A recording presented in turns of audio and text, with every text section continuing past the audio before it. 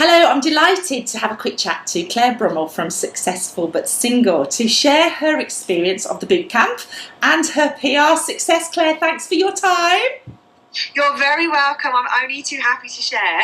Thank you. Well, it would just be good to see, first and foremost, how was the bootcamp for you? The bootcamp was brilliant. It really got me thinking. I've been thinking for a while that PR was something that I'd wanting to work on. And I thought it's something I would be quite good at because I'd done a lot of online radio stuff and there'd been a lot of interest in my articles I'd written. So I knew that there was an interest in what I was sharing, but I didn't know how to get from where I was to actually connecting with the media and actually starting to create some PR for myself. So it was really great because it gave me like the starting points. It gave me the sort of step-by-step as to how to get myself started to get myself out there, started to have the conversations. Having the press release created at the event was just brilliant because quite often when I've been at events in the past, you come out and you're like, yay, I want to get started. Now what? And it was really great because all the work really had been done before, actually during the event, so we were ready to hit the ground running immediately afterwards. It was great to do a different style of radio interview, which was fantastic, and to have that available for us to use on the website was brilliant. And it was just really great to speak to some journalists and get some real insights as to what it is they're looking for, how to position myself as an expert, how to position myself in a way that will be of interest to get PR coverage. So it was brilliant. Fantastic. So obviously, what happened after the bootcamp? So just talk us through the steps that was taken from sending out your press release and to the response that you got. So I think that one of my lessons and one of my learnings from this is it's all about timing. So it was just before Christmas. I went to the boot camp in November. It was just before Christmas, and we wanted to put the word out because we knew that there was an interest, especially in online dating in January, and we wanted to kind of get people warmed up and kind of pre-warn them that this content was available for them in January so they could kind of slot it into their schedules. So we put the word out in December, and I tried calling a few people and I couldn't get through to anybody, and to be quite honest, it was a bit like tumbleweed to start off with. That sort of first week or so, just before Christmas, everyone's kind of winding up and everything. And being honest, over Christmas and New Year, I got a little bit downhearted about it. Like, oh, this PR stuff doesn't work and nobody's interested in my press release. And actually I was having quite a slow start to the year. I was giving myself, I had a really crazy Christmas and New Year period, so I wanted to give myself a couple of days early in January just to relax and look after myself, ready to start the year. So it was the 3rd of January, and I was sat in my pyjamas watching a movie on the TV, and I was doing a couple of bits, just catching up on emails on my laptop, and all of a sudden I had an email pop in from LBC saying, would I be available for an interview that afternoon? And I literally went running into my partner and went, oh my God, I've just had some interest in my press release. And he was like, oh, I said, but this PR stuff doesn't work, does it? Because obviously I've been complaining about it over the festive season.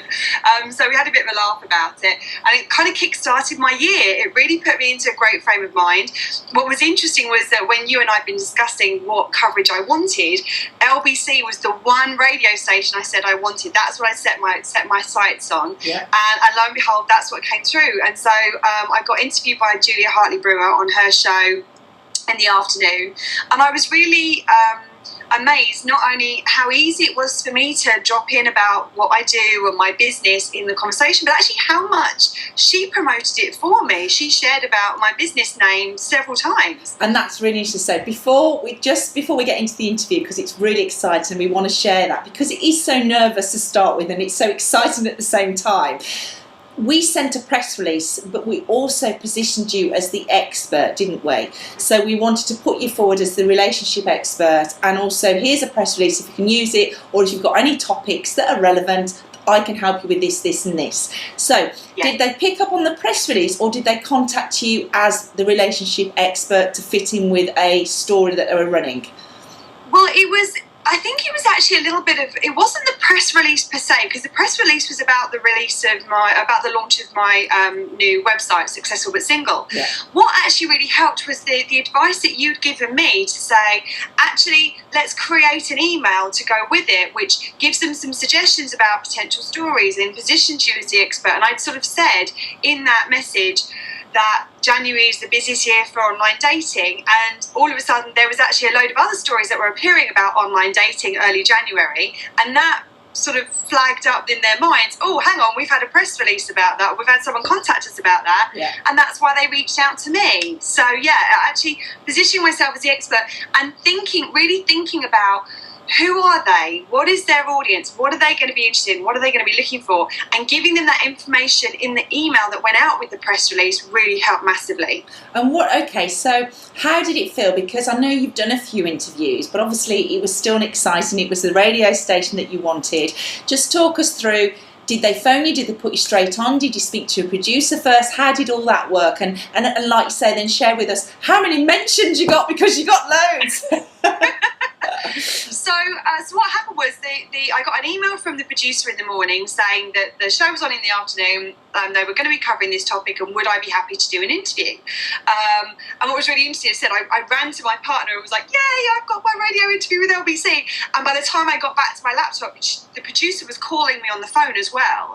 So she'd asked me to call her, but she was actually chasing me up on the phone, which was really great to feel that they really wanted to speak to me. Yeah. So I spoke to the producer on the phone in the morning, and actually what was really great about that was I got to ask her, is there anything in particular you want me to cover? Is there anything that's of specific interest to your audience? I was asking her the questions to make sure that I could make my interview as relevant as possible to their demographic, and I said, what sort of things does she want to know? What sort of things is she going to ask? So it actually meant that I almost had like a little trial of the interview with the producer beforehand, just through having that conversation. So it meant that by the time that they called me in the afternoon for the show, I knew exactly what I was going to say. Good. Something actually that my partner said to me, which was which really helped me as well, was think about business. Yes. And having those little bullet points in mind before I started the interview meant that I got it in. So that's just talking about your key messages, having your little sticky posts and everything, because at the end of the day, you're doing it for a reason. So well done, fantastic.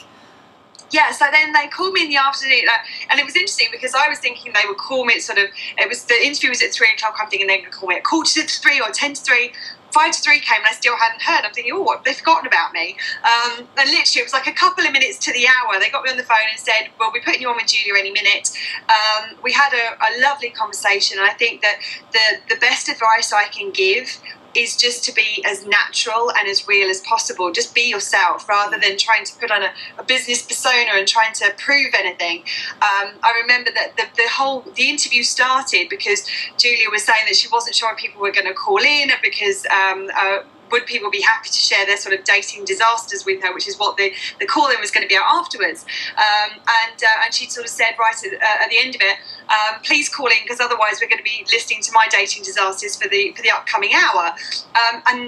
She then transferred over to me, and the first thing I said to her was, actually, I'd kind of like to hear about your dating disasters for the next hour. And we had a laugh, and that really kind of relaxed her, and we just had a great chat. It didn't feel like an interview. It felt like just chatting with anybody who I meet when I go to any event or when I'm speaking to a friend. It was really enjoyable. So how long were you on air for, and how many mentions of your business do you think that because she did that, you didn't?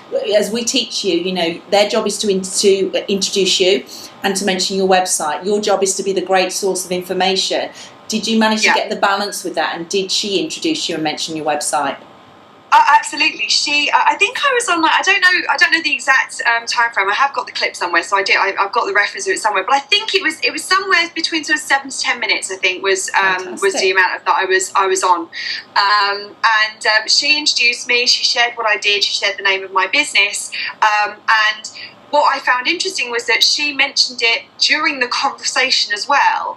And what that showed me, and it was also something that I did during the conversation, when it was natural to do it, it's okay to mention, and that's what we do at Successful But Single. We help people, yes. da da da da da da. Absolutely. As long as it's natural and it doesn't sound like a pitch or like you're trying to sell, then it's okay. And what was interesting to see her doing that as well, because she mentioned it in that same context. It was a natural way of the flow of the conversation. And then she also mentioned it at the end. I think I actually got mentioned, the brand name was mentioned at least, I think it was 4 or 5 times during that sort of 7 to 10 minute segment. So it was brilliant from a branding perspective. Fantastic. And then what happened afterwards? Because didn't they ask you to do another interview on the same day?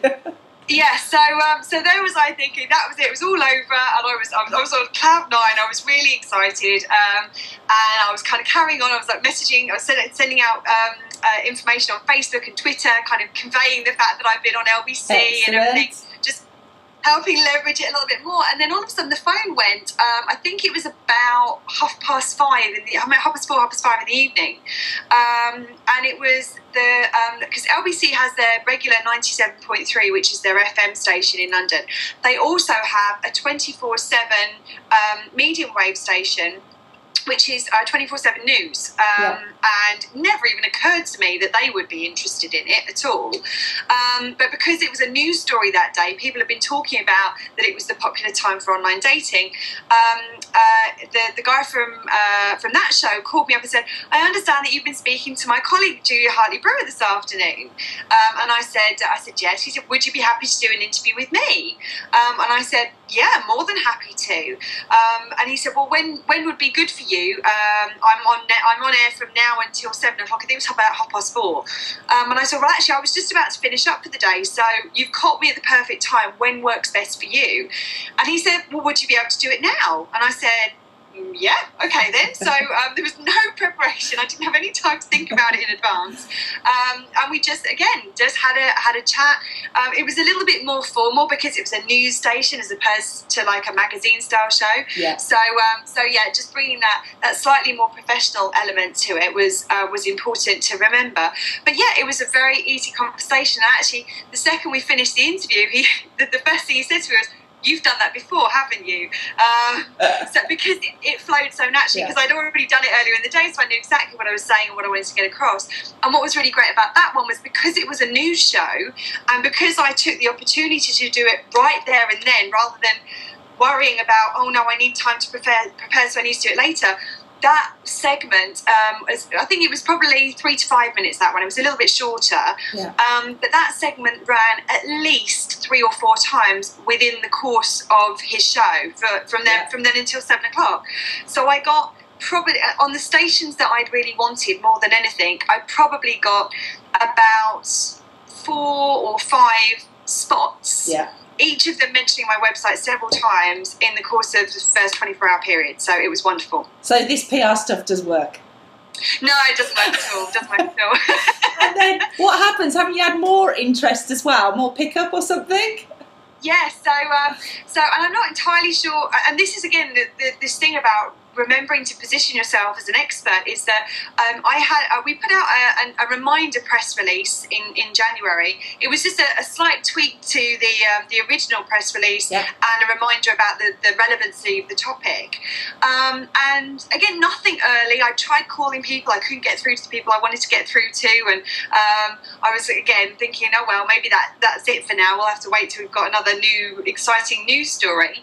And I've actually had, in the last 2 weeks, I think it is, I've had 3 interests from people who they wanted something from a relationship expert. They wanted help and support. So I actually had one that came, well, actually I've had 4 actually, because one came through from you, which was interesting that I couldn't actually help them because it wasn't my area of expertise.